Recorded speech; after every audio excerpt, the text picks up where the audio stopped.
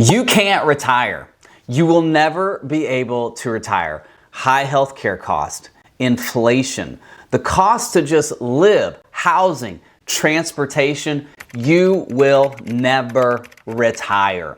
That was actually the subject of a Wall Street Journal article. But on our channel, we're not about not retiring. We are about retiring, getting to retirement, through retirement, and protecting your ability to stay in retirement. We want to make wise choices to get us to retirement. I want to go through a specific example for Sharon. I want to show you her retirement example on why she can't retire and the changes that we made so that she can, C-A-N, retire. You ready to go? Let's do this. Now, the option a lot of times for clients is, Drew, I don't want to work at such and such job because it's high stress.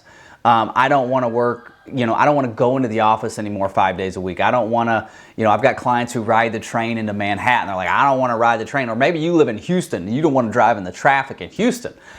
And you're like, can I work at home making $40,000 a year? What we would look at for Sharon, if she did not want to keep working her high stress job, but wanted to work another job, is we would just say, let's quit your current job. Let's get a job making $30,000, $40,000 and let's see what that looks like. But for her, she's wanting to know, like, can I retire now?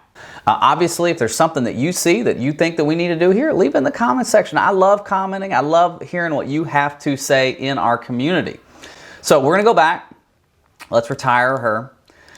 So we've got a quadro. If you don't know what a quadro is, this means that she was married, they got divorced, she got half of the IRA from her ex-spouse. So she got $275,000 in an IRA, which is called a quadro. Now she has a home worth $325,000. So we've got total assets right now of $490,000, and we have protected assets of $325,000.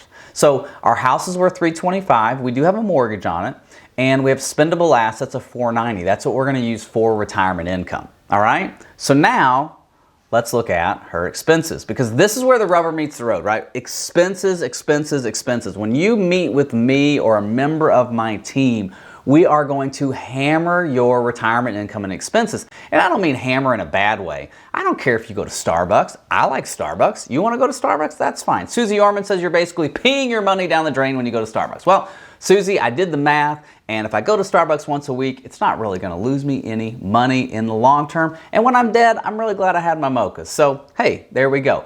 But what we do want to look at are a few different things when it comes to your expenses. Let me show you exactly what that is. So, her current monthly expenses after tax.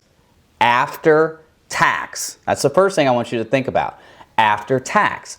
Where's your retirement income coming from? Is it coming from an IRA, 401k, Roth IRA, non-qualified account like a brokerage account? Is it coming from a pension, Social Security? Where's your retirement income coming from? So after tax means if I need $1,000 a month and it's coming out of my IRA, I've got to take taxes above that. So let's say it's another $100 a month.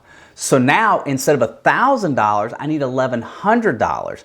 And also keep in mind this, again, I don't want to overwhelm you because my mind is like a roller coaster, right? I get really excited about this.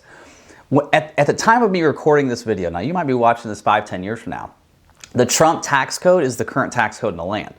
So when this says current monthly expenses after tax, it's the current tax code.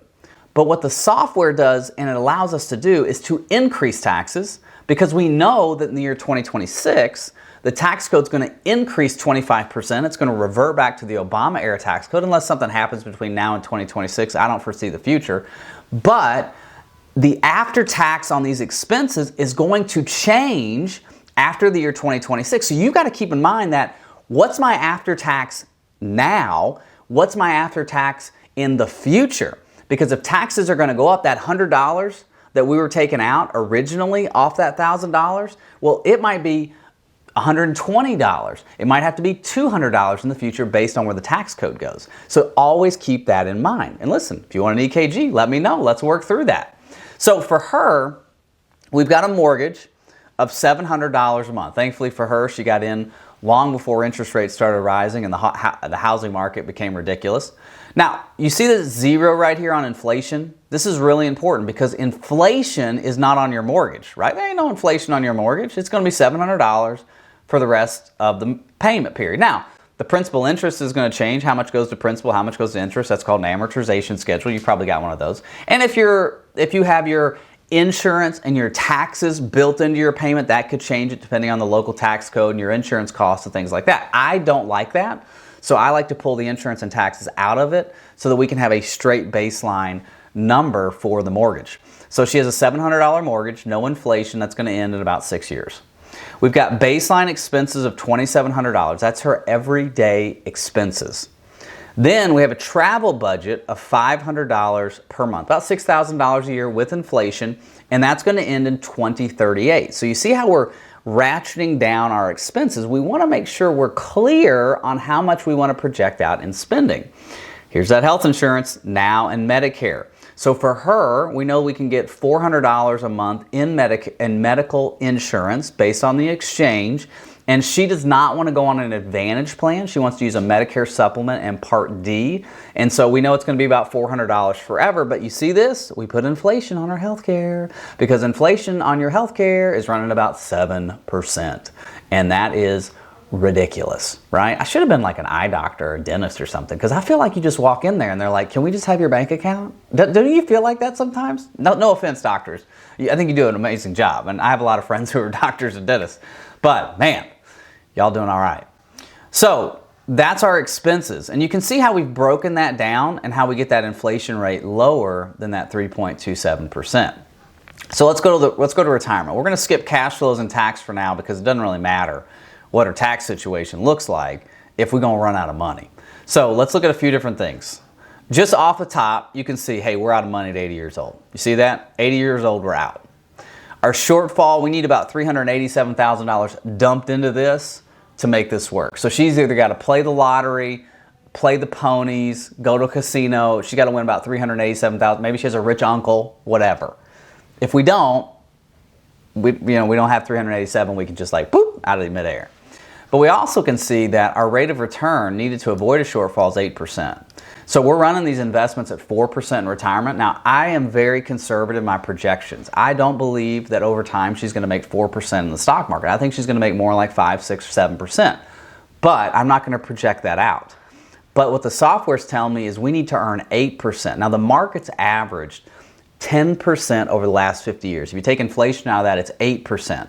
So she essentially has to earn exactly what the S&P 500 or the stock market has averaged over the last 50 years in order for her money to never run out.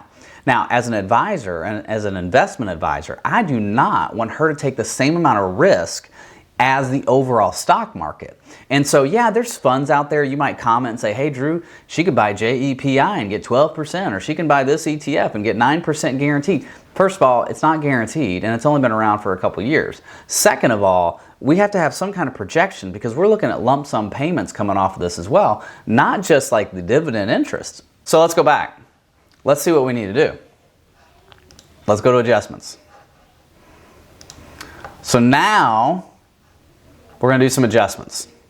So I talked to Sharon, said, hey Sharon, do you like your job? Well, I like my job. Why are you retiring at 60? She said, I don't want to feel like I'm missing life. I want to feel like I'm enjoying what I've worked hard for. And I said, that's great. And we had this conversation. I said, well, Sharon, here's the problem. If you retire at 60, based on our projections, you're out of money at 80 years old. How long did your mom live? She said, well, mom lived into her late 80s. How about your dad? He lived into his 80s. I said, what if you get to 80 and you're still healthy, but you run out of money? What are you going to do? Well, that's where we got to have these conversations. So I said, could you work a couple years longer? Could you work at your job a couple years longer? So let's look at that. So if she stays in admin and she works from 60 until 63, so we're going to have her work another 3 years. Okay, I know it sounds tough, but we're going to do another 3 years. And then we're going to take Social Security at 63, which is going to be $2,227. So we're going to take Social Security immediately when we retire. Now you see the difference. From an asset standpoint, we're going to start having a contribution into this 401k. And I believe, it's not on here, so let me go back. I think it was like $1,100. So we'll just put $1,100 in there. She's getting a $175 match from the company. Actually, let me make sure I'm right on that.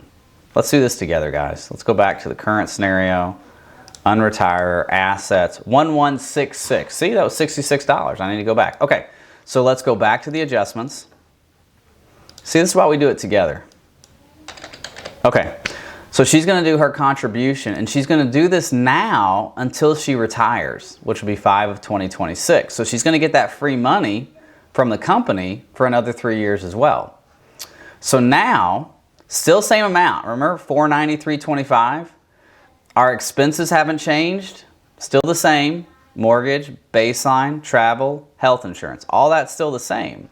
So now let's go to retirement. So we're retiring at 63. We're going to take Social Security immediately. And look, we're out at 89. We've extended it 9 years. Now, let's go to 80 real quick. At 80, there's $311,000. Remember, she was at 0, retiring at 60.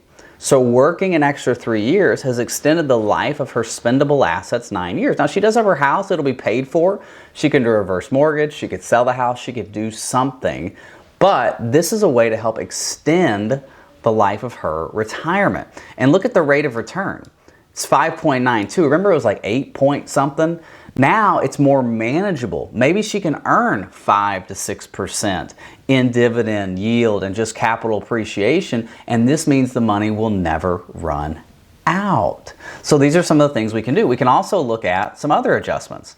What can we do? Can we start Social Security at a different age instead of turning it on immediately? Well, according to the software, it says take it at 68. Remember, we're taking it at 63. So if we do that, look at this. It actually would extend her to 91.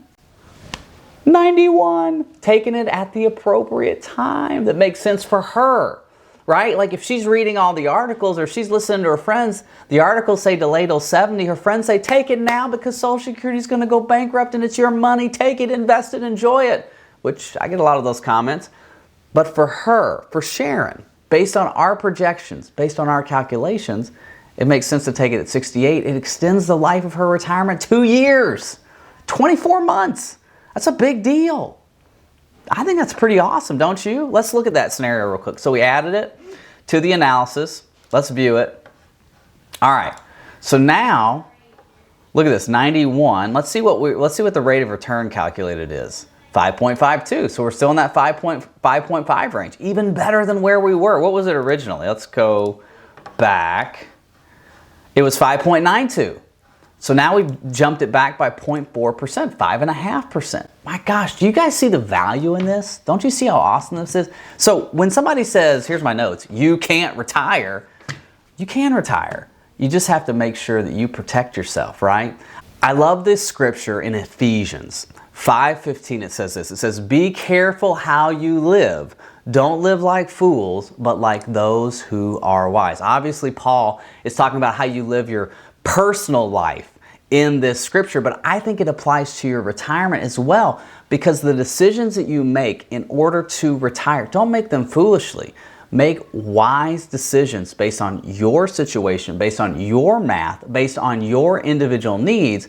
And I can't promise you that you're going to have a successful retirement, but we can have some certainty that if we do that, we're going to get through retirement together. Hey, I hope you've enjoyed this video. God bless. Bye-bye.